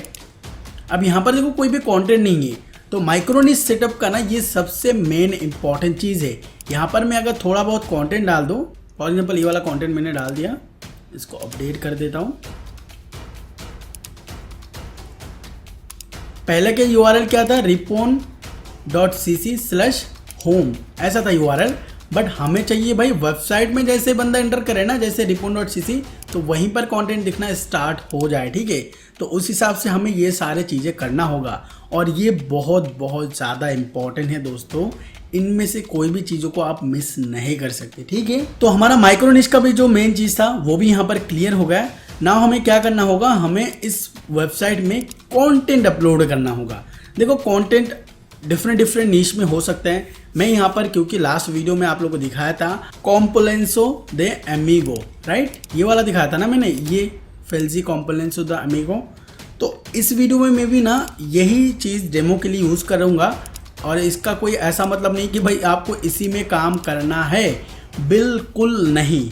बिल्कुल नहीं का मतलब बिल्कुल नहीं, क्योंकि भाई ये चीज़ यूट्यूब में रिवील हो रहा है तो बहुत सारे लोग इस पे काम करेंगे, ठीक है। तो इस चीज़ से ना बच के रहना थोड़ा सा। तो फेल्जी कॉम्पोलेंसो अमीगो, ये चीज़ पे हमें काम करना है। आप डिफरेंट निश पे भी काम कर सकते हो। अब यहाँ पर सबसे बड़ा इंपॉर्टेंट क्वेश्चन जो है आप लोगों की तरफ से, बहुत लोगों की तरफ से मिला है कि हम लोग इंटरनेशनल कंट्रीज़ के लिए जो लैंग्वेज हमें नहीं आता है, जैसे कि स्पेनिश, उस पे हम कंटेंट कैसे लिखें। क्या हम गूगल ट्रांसलेटर से ट्रांसलेट करें, या फिर हम वहाँ उधर के राइटर से राइट करवाएं, या फिर कोई और ऑप्शन मौजूद है। देखो मैं यहाँ पर अपना सीक्रेट रिवील करूँगा, डेफिनेटली कोई दिक्कत नहीं है। कंटेंट लिखने में आपको कोई भी इशू नहीं होगा। अगर आपको नहीं पता है कि कंटेंट कैसे लिखते हैं तो go to YouTube and search for content writing by Ripon, ठीक है। तो ये लिख के जैसे ही आप लोग सर्च करोगे ना, मेरा ये वाला वीडियो आप लोगों को मिल जाएगा, जिसमें मैंने एकदम डिटेल में बताया है कि कैसे एसईओ फ्रेंडली आर्टिकल लिखा जाता है। 7 महीने पहले मैंने इस वीडियो को अपलोड किया था, और इसमें मैंने बहुत अच्छे जो है डिफरेंट मेथड बताया था। ये वाला वीडियो भी देखना और ये वाला वीडियो भी देखना, ठीक है। ये दोनों वीडियो बहुत ही काम का है। फिलहाल के लिए मैं, क्योंकि आप लोग को दिखाने वाला हूँ, बस शो करने वाला हूँ, इसलिए मैंने कंटेंट ऑलरेडी तैयार कर लिया है, और वो भी पता है किससे, ChatGPT से। देखो आई नो बहुत सारे लोगों ने वीडियो बनाया ChatGPT के ऊपर, लेकिन अगर आपको मेरा पर्सनल ये जानना है ना कि मैं एज ए ChatGPT को कैसे यूज़ कर रहा हूँ एज ऑफ नाउ, तो कमेंट कर सकते हो। डेफिनेटली मैं इसके ऊपर भी ट्राई करूँगा एक डिटेल वीडियो लाने की। बहुत काम का टूल है ये। तो यहाँ पर के लिए ये मैंने डेमो कंटेंट लिखवाया है जो कि इतने हद तक काम नहीं करेगा, मुझे पता है, आई नो इतना हद तक काम नहीं करेगा। ये रैंक नहीं होता है, इसको ऑप्टिमाइज़ करना होता है, बहुत सारी चीज़ें करना होता है, तब जाके ChatGPT का कंटेंट रैंक होता है। तो इसके ऊपर भी वीडियो चाहिए तो कमेंट करो, कमेंट बॉक्स तोड़ दो फोड़ दो, मैं वीडियो बना दूंगा, ठीक है। अब क्या करते हैं, मैं कंटेंट यहाँ पर जस्ट अपलोड कर लेता हूँ। मैं वीडियो को यहाँ पर पॉज कर देता हूँ और कंटेंट को पहले अपलोड कर लेता हूँ, ठीक है। अब देखो ChatGPT को ना मैंने बोला कि भाई ये है हेडिंग्स, मेरा जितने भी सारे मैं कॉन्टेंट लिखूंगा उसका ये रहा हेडिंग, और इसके बारे में ना तुम 100 से लेकर 200 वर्ड का कंटेंट दो फॉर ईच हेडिंग। तो इसने मस्त मुझे लिख के दे दिया यहाँ पर, और उसको मैंने अपलोड भी कर दिया, ठीक है। ये देखो कितना मस्त तरीके से ना। अब इसको मैं क्या करूँगा, यहाँ पर ना, क्योंकि भाई ये हमारा हेडिंग है, उसके बाद उसका एक पैराग्राफ है, और उसके बाद यहाँ पर ये हमने दे दिया कोट्स, ठीक है। ये कोट्स हमने दे दिया, दैट्स इज हमारा बन गया एक मस्त सा कोट्स का सेक्शन। बट ये क्योंकि लिस्ट में है तो इसमें मैं क्या करूँगा, इसको कोट्स में कन्वर्ट करूँगा।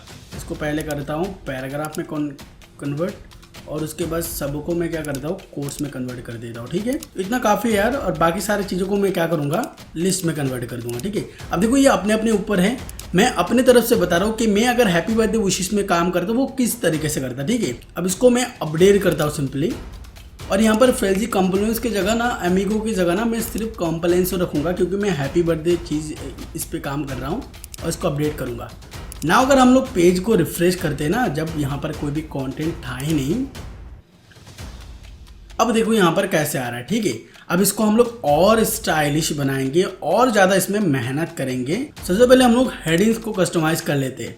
यहाँ पर देखो ये हेडिंग है, मैंने क्योंकि CSS डाला है अपना स्टाइल का CSS, यहाँ पर मैं बस H लिख दूंगा। जितने भी सारे H2 हैं सब में मैं H लिख दूंगा, और मेरा जो हेडिंग्स है वो मस्त दिखने को लग जाएगा। इस वाले को बस सेंटर कर देंगे और अपडेट पे क्लिक करेंगे। अगर मैं इसको रिफ्रेश करता हूँ ना, तो अब देखो कितने मस्त तरीके से आ गए ना, क्योंकि मैंने H लिख दिया और इसका CSS ऑलरेडी बना हुआ था। इसको भी हम आगे जाके कस्टमाइज करने की कोशिश करेंगे, तो हमारा मस्त यहाँ पर आ गया। अब ये जो सारे कोर्स, क्योंकि हमारा जो ये है ये कोर्स के ऊपर है, और हमारा अल्टीमेट गोल यही रहेगा कि हम अपने यूज़र को फुल्ली सेटिस्फाइड करेंगे, फुल्ली सेटिस्फाइड। और सिर्फ वही नहीं, जो मार्केट में ऑलरेडी वेबसाइट्स है, ठीक है, उनसे भी बेटर करने की कोशिश करेंगे। तो उसके लिए हो सकता है आप लोगों को डिफरेंट स्ट्रक्चर अपनाना पड़े, डिफरेंट सॉल्यूशन अपनाना पड़े। तो एक चीज़ इधर है, दैट इज़ के देखो यार, कोई आएगा तो डेफिनेटली उनको चाहिए क्या कि अपने फ्रेंड या फैमिली मेम्बर्स के लिए कोई एक अच्छा सा बर्थडे मैसेज, उसको वो लोग कॉपी करेंगे एंड फिर व्हाट्सएप में जाकर या फिर कहीं पर भी जाकर पेस्ट कर देंगे, ठीक है। तो उसके लिए एक मस्त सा प्लगइन आता है, गॉडेक्स कोर्स, ठीक है।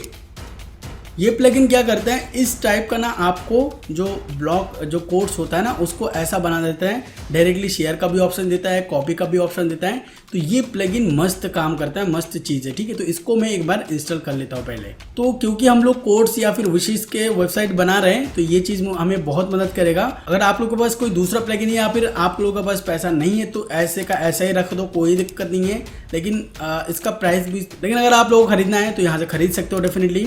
मैं यहाँ पर ऑलरेडी खरीद चुका है, इसलिए मैं इसको इंस्टॉल कर लेता हूँ सिंपली। और प्लगइन को कर लिया हमने एक्टिवेट। अब अगर इसको हम लोग रिफ्रेश मारेंगे, देखो एक कैसा था, हमें कुछ भी नहीं करना होगा, जैसे ही हम रिफ्रेश मारेंगे वैसे ही देखो ये कितना मस्त बन गया। बट अभी भी ये मस्त दिख नहीं रहा है। इसके लिए हम लोग क्या करेंगे, जो हमारा कंटेंट है ना, देखो फंक्शन हमें मिल गया है, इधर से सिंपली कॉपी भी कर पाएंगे, इसको डायरेक्टली कहीं पर शेयर भी कर पाएगा। लेकिन इसको हम थोड़ा और कस्टमाइज बनाएंगे, कैसे, यहाँ पर ऐड करेंगे कॉलम, ठीक है।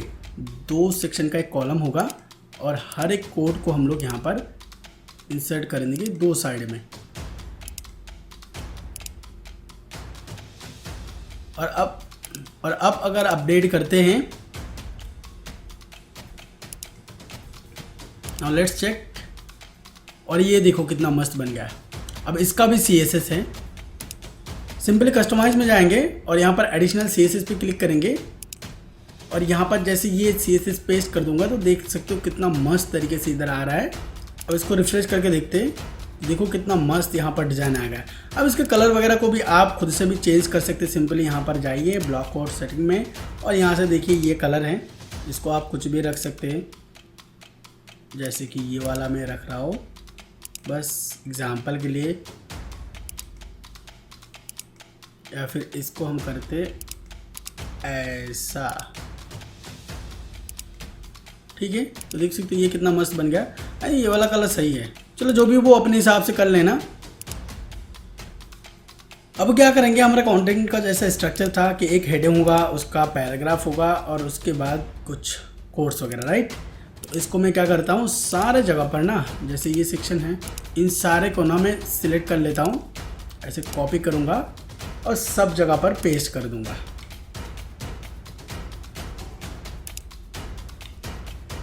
चलो इतना तक काफ़ी है, ज़्यादा करने की ज़रूरत नहीं है, टेस्टिंग ही तो वेबसाइट है, और क्या करना है।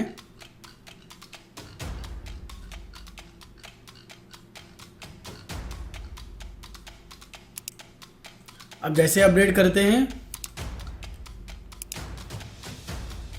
रिफ्रेश करते हैं सामने वाले पेज को, तो देखो कितना मस्त तरीके से ना इधर ये आ गया है, ठीक है। नाउ एक और बात आता है, क्योंकि हमने यहाँ पर मतलब 14-15 हेडिंग यूज़ किया है, तो यूज़र एक जैसे आएगा ना, उसका स्क्रीन दिखेगा ऐसा, वो बंदा स्क्रॉल करते करते करते करते करते करते थक जाएगा उनको सही चीज़ मिलने तक, ठीक है। इवन मैंने सारे चीज़ पर इनमें जो है ये सारे कुछ अप्लाई नहीं किया, तब भी इतना बड़ा बन गया पेज, क्योंकि भाई ये कोर्स के है ना, इसलिए इतना बड़ा बन गया। नॉर्मल वेबसाइट में कुछ 1-1.5 हज़ार का कंटेंट ही सही रहता है, ठीक है।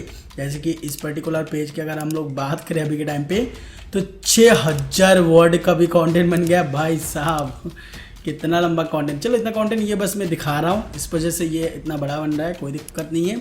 अब यहाँ पर हमें जो मेन इशू आ रहा है दैट इज़ कि भाई इतना बड़ा, मतलब इस चीज़ को कैसे नेविगेट कैसे करेगा यूज़र। तो उसके लिए हमने पहले से इंतज़ाम करके रखे थे, that is table of content. इसको अभी क्या करना है, इसको अभी करना है एक्टिवेट। चलते हैं सेटिंग्स पे, और यहाँ पर हमें कुछ सेटिंग्स करना होगा। पहले इनको हटा देते हैं, यहाँ से वॉइड को हम लोग करेंगे 100%, जाएंगे एडवांस सेटिंग में, और यहाँ पर हम लोग क्या करेंगे कि इंक्लूड होम पेज, इसको टिक करेंगे, और हमें ये सारे में से हटा के सिर्फ H2 रखना है, ठीक है। देखो इंक्लूड होम पेज नहीं करोगे ना, तो ये माइक्रोनिश के होम पेज, क्योंकि हमारा होम पेज मेन चीज़ रहता है, तो उस पर सपोर्ट नहीं करेगा। और यहाँ पर दे रहा है शॉर्ट कोड, सिंपली इसको कॉपी मारो और सेव चेंजेस में क्लिक कर दो, ठीक है। अब यहाँ पर बिल्कुल यहाँ पर ऊपर हम लोग एक ब्लॉक लेंगे शॉर्ट कोड नाम का, और यहाँ पर पेस्ट कर देंगे, दैट्स इट। उसके बाद अपडेट, एंड नाउ देखते हैं चमत्कार। हैं, कुछ भी चमत्कार नहीं हुआ। रुको, इसका CSS मैंने नहीं डाला है। और हाँ, एक और चीज़ हमने करने भूल गए थे, दैट इज़ इनको करना है रिमूव, इनको थोड़ा सा कैपिटल, हाँ ये सही है। फिर से अपडेट करते, और अब हम डालते इसका CSS, ठीक है। इधर जाएंगे और इधर बस पेस्ट कर देंगे, ठीक है। अब देखो ये कैसा बन गया है ना, देखो इसका बस मैं कलर थोड़ा सा चेंज कर लेता हूँ, 1 मिनट, कहाँ गया टेक्स्ट कलर, हाँ ये रहा 333 नहीं यार, ब्लू कर देता हूँ, BLUE ब्लू, ठीक है। चलो ये सही रहा। अब देखो ज़रा ये CSS की मदद से क्या से क्या बन जाता है। ये था पहले, अब ये आ गया, देख रहे हो भाई साहब, ये है फ़र्क, ठीक है। तो हम लोग क्या करेंगे, इसको ऐसे ही रख देंगे, ठीक है, दैट्स इट। अब करते हैं रिफ्रेश। अब देखो कितना मस्त तरीके से आ गया ना, लोग इजीली नेविगेट कर पाएंगे। उसको जाना है क्या भाई, बर्थडे विशेष फॉर डॉटर, इस पे जाना है, फटाक से आ गया, ठीक है। अब यहाँ पर एक और इशू है, लोगों को मान लो चलो ऊपर से नीचे तो आ गए यहाँ पर, लेकिन नीचे से ऊपर मान लो यहाँ पर चला गया। अब उसको नीचे से ऊपर जाने के लिए भी कितना स्क्रॉल करना पड़ेगा, राइट। तो देखो इसके लिए ना जनरेट प्रेस पे ये ऑप्शन होता है लेआउट, सिंपली उसके बाद जाओ फुटर पे, और यहाँ से एनेबल कर दो बैक टू टॉप बटन। इधर जैसे हम लोग रिफ्रेश करेंगे ना, देखो इधर मस्त आ गया। तो यूज़र जैसे ही ना इधर देखो कुछ भी उनको इशू नहीं आना चाहिए भाई साहब। इधर जैसे इस पर क्लिक करें ना इधर आएगा। अब उसको ऊपर स्क्रॉल करने के लिए कुछ नहीं करना पड़ेगा, जस्ट सिंपली इधर से बैक टू टॉप क्लिक कर देगा और वो बन जाएगा। बट यहाँ पर एक और इशू है, जैसे इस पर क्लिक कर रहे हैं ना देखो फटाक से चला जा रहा है। हमें ये नहीं चाहिए भाई, हमें स्मूथ स्क्रॉल चाहिए। और इसके लिए हमें ना एक और प्लगइन इंस्टॉल करना पड़ेगा। सिंपली ऐड प्लगइन पे जाइए और यहाँ पर सर्च कीजिए स्मूथ स्क्रॉल। यहाँ पर बहुत सारा प्लगइन मिल जाएगा, मगर ये सेकंड वाला जो है ना ये सबसे काम का चीज़ है, तो इसको आपको इंस्टॉल करना पड़ेगा। अब जाते हैं बैक टू टॉप, इसको करते हैं रिफ्रेश और इधर से जैसे हम लोग इस पर क्लिक करेंगे तो देखो ये स्क्रॉल होके आ रहा है। पहले क्या आ रहा था, झटाक से आ जा रहा था, अब स्क्रॉल होते हुए जा रहा है। ठीक है, तो ये हमें चाहिए था जो कि हमें मिल गया। अब हमने ना बहुत सारा चीज़ कर लिए, लेकिन मेन चीज़ तो यहाँ पर करे ही नहीं।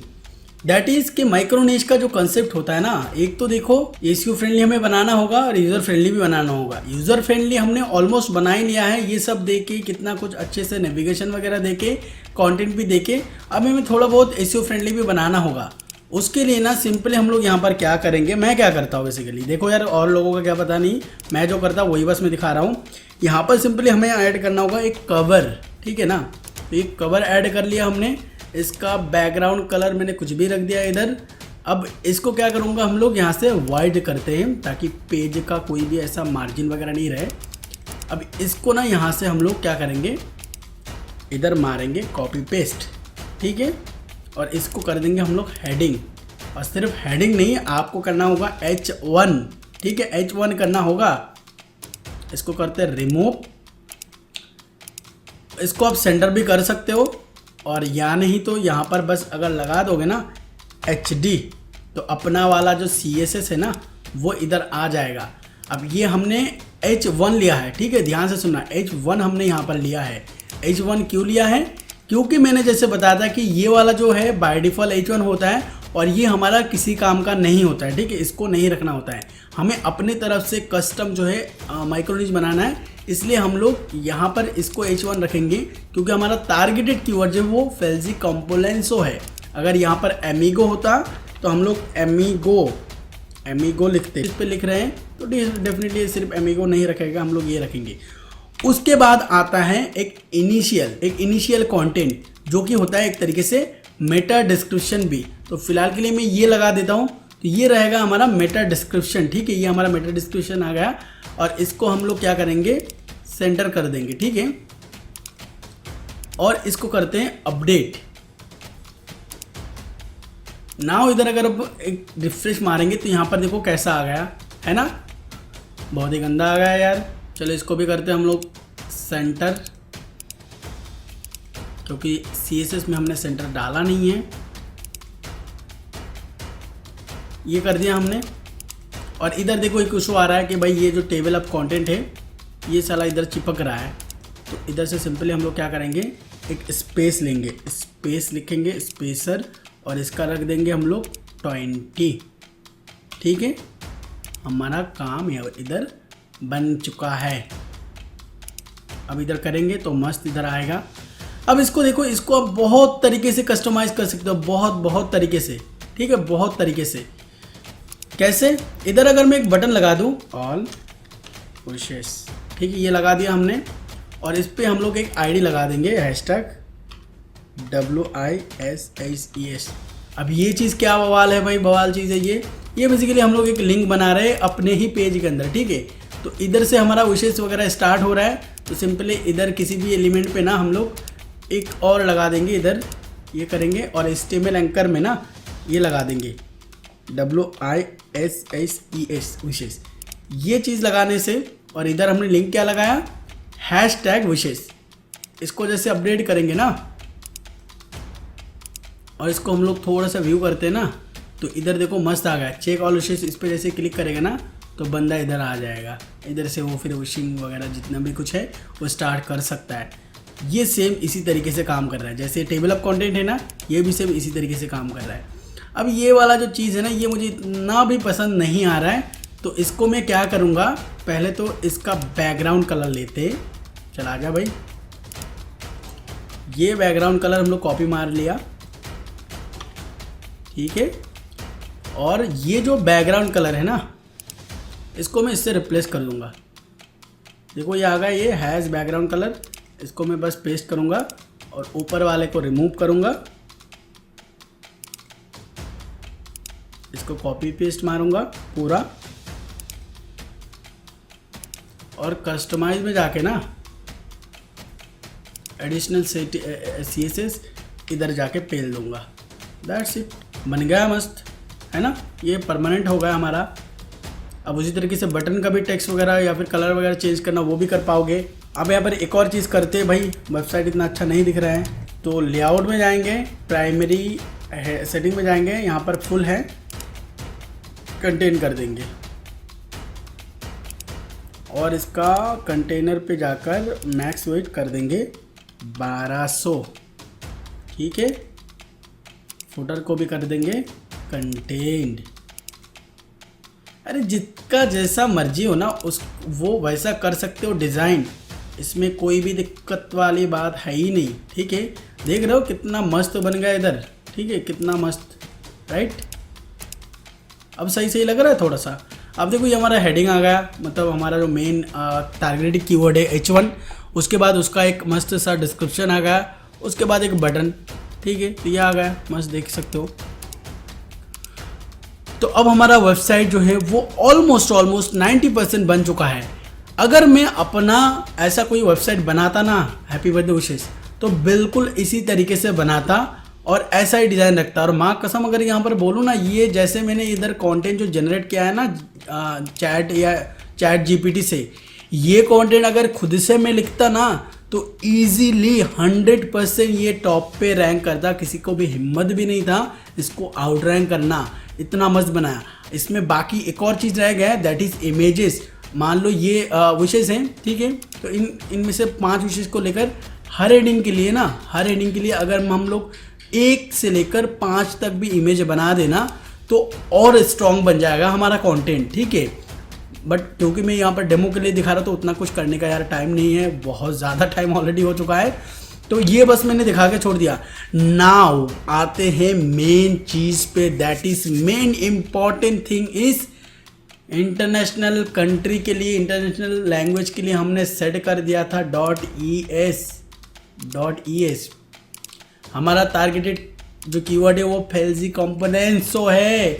और यहाँ पर अरे यार दिमाग खराब हो रहा है, और यहाँ पर हम लोग इंग्लिश में कंटेंट लिखे हैं, तो गूगल बाबा जी हमें कहेगा कि ये क्या बकचोदी मचा रहे हो। एक तो आप लैंग्वेज सेट करके रखो स्पेनिश में और कंटेंट डाल रहे हो इंग्लिश में, तो हम ये क्या खिचड़ी पकड़ी है, हम क्या करें। अब यहाँ पर जो आप लोगों का क्वेश्चन था कि हम मल्टीपल जो इंटरनेशनल लैंग्वेजेस हैं like Spanish, Portuguese, Indonesian, Hindi, Bengali, तो इन टाइप के लैंग्वेजेस को कैसे कंटेंट लिखें, मतलब इस पे कंटेंट को कैसा लिखें। क्या हमें उस पे कंटेंट उस इंग्लिश में लिख के उस कंटेंट को गूगल में ट्रांसलेट करना चाहिए, या फिर उसी पर्टिकुलर कंट्रीज़ के कंटेंट राइटर हायर करना चाहिए, या फिर तो कोई और ऑप्शन मौजूद है। तो ये क्वेश्चन फिर से दोहराया मैंने। यहाँ पर देखो पहला वाला जो चीज़ है गूगल ट्रांसलेट, कभी भी यूज़ मत करना, बहुत ही गंदा वो ट्रांसलेट करता है। और उसका ट्रांसलेट क्या हुआ कंटेंट लगभग, मतलब आपका अगर लक अच्छा हो तो रैंक करता है, वरना नहीं करता है, ठीक है। तो और क्या ऑप्शन मौजूद है, सबसे बेस्ट ऑप्शन है अगर आप उस पर्टिकुलर लैंग्वेज पे कोई राइटर अगर आपको मिलता है फाइवर वगैरह या फिर किसी और फ्रीलांसर वेबसाइट में जाकर, तो ये सबसे मस्त है। वरना मेरा टेक्निक, ठीक है, ये मस्त है, ये चीज़ यूज़ कर सकते हो। सिंपली आपको जाना है और सर्च करना है DWPL, ठीक है। ये 3 ई क्यों दे दिया भाई मैंने।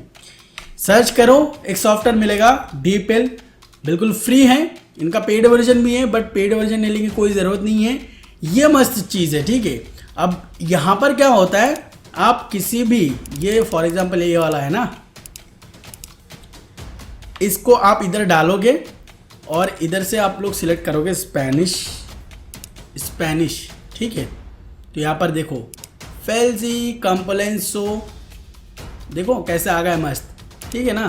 तो ये चीज़ ना बहुत ही, और अगर आप एक एक वर्ड का दूसरा, अगर आप मान लो ये वाला है, ये सही नहीं बैठ रहा है, तो इधर से कोई भी आप चूज़ करना चाहते हो, अगर आपको मतलब पता है, मुझे उम्मीद है कि घंटा स्पेनिश पता नहीं होगा आप लोगों को, बट फिर भी पता है तो इधर से चेंज कर सकते हो। बट ओवरऑल बताने की ये कोशिश है भाई, गूगल ट्रांसलेटर से 1000 गुना ज़्यादा बेटर है डीपीएल ट्रांसलेटर, और ये बिल्कुल फ्री है, आपको प्रो वर्जन लेने की ज़रूरत नहीं है।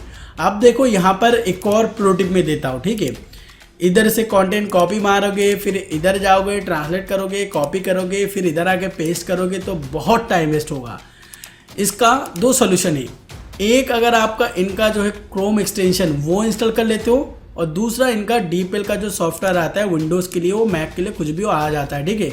इनको डाउनलोड करो, इंस्टॉल करो, और मैजिक, क्या मैजिक, इनको सिंपली जैसे आप कंटेंट यहाँ पर करते हो ना, CTRL CC डबल दबाओगे ना इधर, ठीक है, यानी कि ऐसे कॉपी 2 बार करोगे, इधर से नहीं होगा, बट अगर माउस से आप CTRL C 2 बार प्रेस करोगे ना, CTRL दबा के 2 बार C प्रेस करोगे तो ये ऐसे खुल के आ जाएगा पॉपअप डीपीएल का सॉफ्टवेयर, और इधर से ये ऑटोमेटिकली स्पेनिश में हमारा जो क्या होगा ट्रांसलेट होगा। इसको क्या करेंगे हम लोग, सिंपली ये देखो इंसर्ट टू, इधर करेंगे इंसर्ट, ये देखो कमाल, ये देखो मतलब टाइम ही नहीं जाएगा आप लोगों को ट्रांसलेट करने का, ठीक है। ये देखो मैं फटाफट कर रहा हूँ, विशेष वगैरह को मैं कर देता हूँ, क्योंकि भाई ये भी स्पेनिश में ही चाहिए उनको, इंग्लिश पे तो चाहिए नहीं। बटन को भी करते ट्रांसलेट और मार देते अपडेट। अब करते रिफ्रेश, और ये देखो, ठीक है, अब हो गया हमारा साइट फुल्ली तैयार फॉर इंटरनेशनल कंट्री और लैंग्वेज, ठीक है। बट वीडियो अभी ख़त्म नहीं हुआ है, बहुत सारा काम अभी भी बाकी है, ठीक है। हम आते हैं इधर बॉटम पे एकदम, और इधर देखो हमने कुछ भी नहीं किया है इधर अभी भी, ठीक है। इधर पे जैसे कि प्राइवेसी पॉलिसी पेज वगैरह होगा, वो सब कुछ हमें एंटर करना होगा, और उसके लिए भी सेटिंग होता है। देखो ये बहुत इंपॉर्टेंट चीज़ है, बहुत सारे लोग ये इस पर बेवकूफ़ी करता है। यहाँ पर मैं सबसे पहले आपको बताने की जगह समझा ही देता हूँ यार, डेस्कटॉप में हूँ तो मैं पहले क्या करता हूँ, सारे प्राइवेसी पॉलिसी पेज वगैरह जो कुछ भी है ना वो सब मैं जनरेट कर लेता हूँ। देखो बहुत सारे पेजेस होता है, प्राइवेसी पॉलिसी होता है, डिस्क्लेमर होता है, टर्म्स एंड कंडीशन होता है, बहुत सारे पेजेस की ज़रूरत पड़ती है कंटेंट के हिसाब से। तो आप देख लेना, एटलीस्ट मिनिमम मैं आप लोगों को रिकमेंड करूँगा privacy policy page, disclaimer page और टर्म्स एंड कंडीशन पेज, ये 3 पेज आप लोग जरूर से बनाना। बट यहाँ पर मैं फ़िलहाल के लिए दिखाने के लिए बस आप लोगों को प्राइवेसी पॉलिसी पेज बना के दिखाता हूँ। ये हमने डाल दिया, उसके बाद नेक्स्ट, येस और नो, क्योंकि हम थर्ड पार्टी यूज़ नहीं करने वाले हैं। कंट्री यहाँ से सिलेक्ट करते हैं, हाँ यहाँ से कंट्री आप लोग, क्योंकि इंडिया में तो इंडिया मत सिलेक्ट करने ना। जैसे कि अभी यहाँ पर हम लोग सिलेक्ट करने वाले कोलंबिया, किधर गया भाई कोलंबिया, हाँ ये रहा कोलंबिया। और उसके बाद ईमेल एड्रेस, हालांकि ये मेरा ईमेल एड्रेस नहीं है। जनरेट पे क्लिक करते हैं और ये आ गया हमारा कंटेंट, ठीक है। ये प्राइवेसी पॉलिसी पेज, डिफ़ॉल्ट वाले को हम लोग रिमूव करते हैं। और बहुत सारे बेवकूफ़ जो लोग हैं वो ऐसे ही पेस्ट कर देते हैं, जो कि आप लोगों को बिल्कुल भी नहीं करना है, क्योंकि हम लोग क्या कर रहे हैं, इंटरनेशनल कंट्री को टारगेट कर रहे हैं, स्पेनिश लैंग्वेज को। तो वहाँ पर बिल्कुल भी हमें कोई भी कंटेंट इंग्लिश में नहीं रखना है, क्योंकि हमारा वेबसाइट स्पेनिश में है, ठीक है।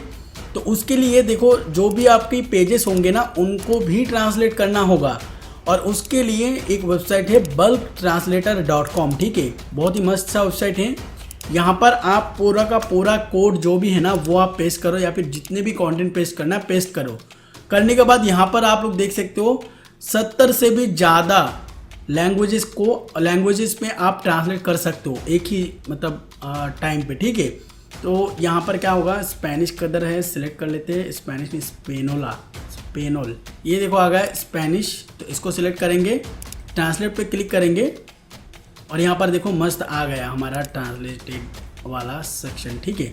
इसको कॉपी करेंगे, पेज में आएंगे और इधर फिर पेस्ट कर देंगे, ठीक है। इधर उन लोगों ने बैकलिंक बना के रखा है, इनको भी रिमूव कर देते, और इधर से इसको भी रिमूव कर देते, क्योंकि हमारा ऑलरेडी H1 इधर है। अब इसको क्या करेंगे, सिंपली हम लोग पब्लिश ऐसे करना होगा, क्योंकि भाई आपका पूरा का पूरा वेबसाइट स्पेनिश में है। तो ऐसा ज़रूरी नहीं है कि भाई आप होम पेज स्पेनिश में और बाकी सारा इंग्लिश में, तो ऐसा गलती मत करना। ये भी आपको उसी लैंग्वेज में लिखना है। इवन सिर्फ यही नहीं, जो मेनू है ना आपका, ये देख सकते हो मेनू को भी ट्रांसलेट करना होता है। कैसे? यहाँ पर लेआउट में जाइए, प्राइमरी मेनू, यहाँ पर लिखिए MENU, अरे कैसा आ रहा है MENU, और इसको डबल, फिर ये आ जाएगा स्पेनिश में। तो कभी कभी ना ये काम करना बंद कर देता है। ये आ गया, इसको जस्ट हम लोग इम्पोर्ट करेंगे और ये हमारा हो गया। अब बहुत सारे लोग क्या करते हैं यार, देखो फुटर में जो मेनू लगाना होता है ना, उसको लगाना नहीं आता जनरेट थीम में। तो उसको लगाने के लिए क्या करना होता है पता है? आप लोग जाओ सिंपल अपीयरेंस मेनू पे जाओ, 2 मेनू क्रिएट करना है। एक है मेन प्राइमरी मेनू, जहाँ पर हमें ऐड करना है होम को, ख़त्म। होम बोले तो होम को भी हमें ट्रांसलेट करना होगा इधर, ये लो ट्रांसलेट कर दिया, और फिर ये ख़त्म। उसके बाद क्रिएट अनदर मेनू, इधर करते क्या, फुटर वाला मेनू, और इसका लोकेशन हम लोग सेट नहीं करेंगे, ठीक है। ये जनरेट थीम के लिए सिर्फ प्राइवेसी पॉलिसी पेज को इधर ऐड करते हैं, इसको भी मारते ट्रांसलेट, और ये हमने कर दिया। अब क्या करना है, जाना है विजेट में और इधर से सिलेक्ट करना है क्या, फुटर बार, ठीक है। फुटर बार सिलेक्ट करो, NA सर्च करो, नेविगेशन मेन्यू, और यहाँ से सिलेक्ट कर दो फुटर वाला मेनू, ठीक है। दैट्स इट, ख़त्म। इसको अपडेट करते हैं, रिफ्रेश मारते हैं, और यहाँ पर देखो मस्त कैसे आ गया ना। अब इसका कलर वगैरह चेंज करना पड़ेगा हमें, तो यार इसकी रिकॉर्डिंग यहीं पे ऑफ कर दिया मैंने। अभी आगे बताने को इतना कुछ है नहीं, जो जैसे नॉर्मल रैंक मैथ में वगैरह में करते हैं, आप लोग हेडिंग वगैरह देना, मेटा टाइटल, मेटा डिस्क्रिप्शन, वो सब देने के बाद वेबसाइट को आप पब्लिश कर सकते हो आराम से। और एक क्वेश्चन बहुत ज़्यादा आएगा कि भाई ये एक सिंगल पेज का वेबसाइट है, क्या इसमें हमें एडसेंस मिलेगा? डेफिनेटली मिलेगा। देखो यार, मेरे मैक्सिमम वेबसाइट में सिर्फ एक ही पेज रहता है। ये पेज फिर भी तो बहुत बड़ा बन गया, लेकिन इससे भी बहुत कम कंटेंट का भी पेज होता है, 200 वर्ड का, 300 वर्ड का, 1000 वर्ड का, सभी पे एडसेंस देता है। बस एक शर्त है, आपका वेबसाइट रैंक्ड होना चाहिए, यानी कि जब आपके वेबसाइट पे विजिटर आना शुरू हो जाएगा, एडसेंस खुद ब खुद आपके वेबसाइट पे अप्रूवल दे देगा जैसे आप रिक्वेस्ट डालोगे। तो नेक्स्ट एक और इम्पॉर्टेंट चीज़ इस वीडियो में मैंने बताया है कि एक पर्टिकुलर लैंग्वेज का अगर वेबसाइट हो तो उसको कैसे बनाना है। अगर आप लोगों का डिमांड रहा सही में, तो नेक्स्ट वीडियो में मैं बताऊंगा कि कैसे आप मल्टीपल लैंग्वेजेस को टारगेट कर सकते हैं। यानी कि एक ही वेबसाइट होगा लेकिन वो वेबसाइट का कंटेंट मल्टी लैंग्वेज होगा। तो अगर आप लोगों को वीडियो चाहिए, डेफिनेटली नीचे कमेंट बॉक्स में बताओ। और एक और चीज़, अगर आप लास्ट तक देख रहे हो ना, तो नीचे एक बार कमेंट में वही सेम चीज़ लिख देना कि आई एम द लास्ट, तो मुझे समझ में आ जाएगा कि भाई आप लोगों में वो दम है और आप लोगों ने वो दम कंप्लीट करके दिखाया है, यानी कि लास्ट तक देखा है। दैट्स इट फॉर टुडे दोस्तों। आई होप आप लोगों को वीडियो पसंद आया होगा। मिलते हैं अगले वीडियो में, तब तक के लिए गुड बाय।